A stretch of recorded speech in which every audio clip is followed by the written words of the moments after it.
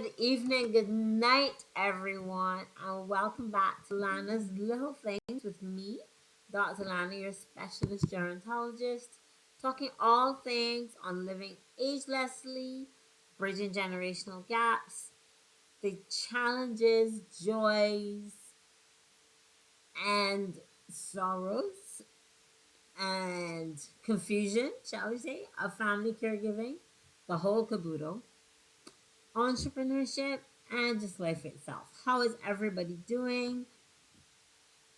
It's raining here, and it's been raining for days. But I know that's not the real thing. What you're thinking about, you're like, why is she in a hat? One thing, I love hats. Did I ever say that before? If I never did, I do. And a friend of mine gave me this hat, and I just absolutely thought, what a way to start today's theme. It's gonna be short, but it's gonna be fun. And it's really under the umbrella, I should say, of we know it's still special senior September. We know your older ones are we talked last time about 7 types of the discomforts that you get with age, as in arthritis and diabetes, probably hypertension, all the chronic illnesses. I mean, these are realities of being an older person. What I'm thinking about, which is where this hat comes in, is family time. And I do mean family time. So we were talking about going with peers, talking about engaging with maybe little ones. But what about how many of older persons actually engage in a family time? You know, the family is really under attack. The family unit is basically stressed. I mean, stressed to the max. So you've got persons who don't ever really see their grandparents, and grandparents who hardly ever see their children anymore. They may see their family caregiver, or they may not be in a position to have any family around them. And the reality is that family is very challenging to work, to care, to be a sandwich person like I am, sandwich generation. You know, you're taking care of the one after you and the ones before you. You're just trying to live life and do what you have to do and meet your goals, and then bram, life comes in the way. So where in there do you find time for family? Where in there as an older person, let's say you're an older person who's driving around. You're not talking frailty tonight. We're going to talk about those of you who are, and most of you who are up and around. When, what have you made any specific plans? Hear a noise, I'm in the Caribbean, it's noise. It happens. So, the five things that I thought about, that I saw actually in research, because a lot of my clients, and just by observation of itself, I mean, everyone really does want to spend time, but it's a matter of like, well, how am I going to get this done, really? So just give me five different things that we can do to have fun. And one of the things where, well, obviously in the Caribbean where we wear our hats, is when it's very sunny and we're going to a picnic. I used to go to so many picnics when I was growing up. My grandmother, my mom, all the older persons, younger persons, we were there, we were at the beach. If you are in a place where you're not at the beach, it doesn't matter. You can be by the park, you can spread the kitchen towel on the grass outside, spread it on the floor inside, and make a house picnic. Just bring the family together. So can that be organized? Because that may be maybe once every 3 months. You say, well, you know what? Next bank holiday, the next holiday we have, we're gonna do this. It's not necessarily how fancy, one piece of sandwich, one little drink, and you're good to go. It doesn't have to be big and complex. You know, in the Caribbean, like lots of food. It does not have to be a whole set of food. It just has to be a little thing. I believe in God. I'm Christian. As Jesus told Martha, it's just a little something. You don't have to do a whole set of things.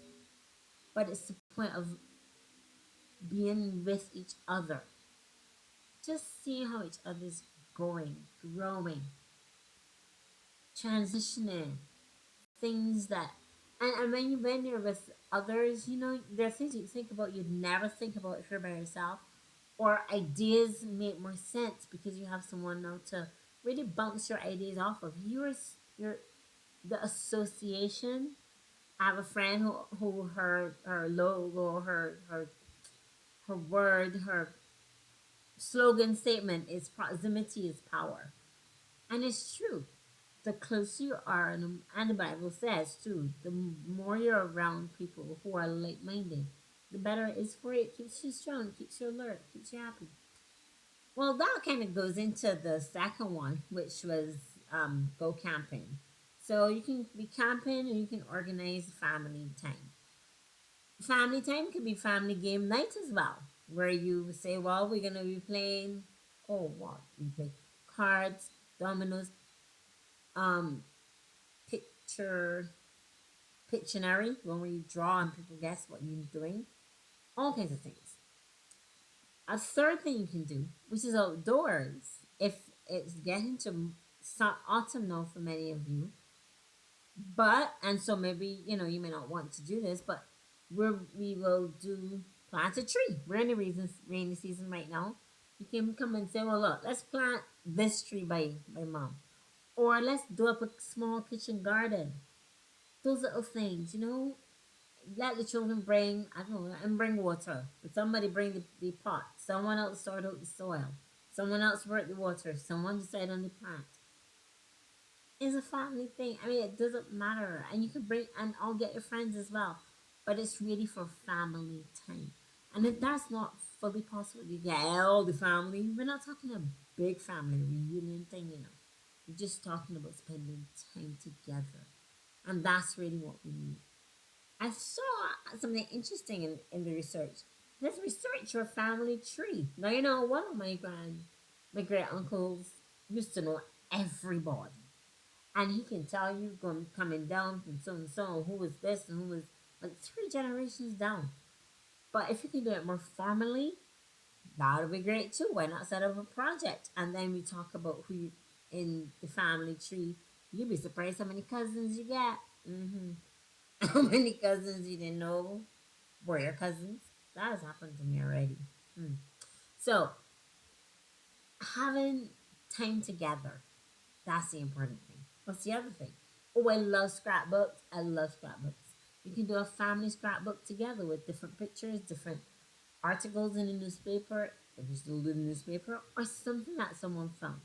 Yes, it seems like simple. You might need to get colors. You might get your own paper, paint it up, get the children to bring little beads and make a collage. You'd be surprised. I have a scrapbook, and it's amazing when I look back at it. The times I do, I'm like, I put that in there, and you go back and you say, "Wow, what a life!" So that's amazing. I think a scrapbook idea is awesome. So if you can try that, let me know if you did. And the final one is at 5. So we did family game night, camping, planting a tree, researching your family tree, um, creating a scrapbook. Well, I combine camping and family night together. So maybe. So let's say this is a bonus. And this is one of my favorites. And this came out of COVID and lockdown and all that. And sometimes we're still isolated. Sometimes we are distant, like how we are. And yet you can talk to me and I can talk to you. What about having a virtual family night? What about doing it virtually? Everybody hook up, hook the connections and talk. All we need is association. We need each other. We just do. We need each other. From my heart to yours, enjoy family time, make a scrapbook, spend a virtual night together, spend a physical night together, plant a tree, check the family genealogy, and just get to know each other. Strong families make strong communities. And even so, it just takes away the loneliness that sometimes we can all feel, because we can feel not just isolated but lonely. So, from my heart to yours, Dr. Lana saying bye and have fun, enjoy, and thank you, Cathy. Mwah.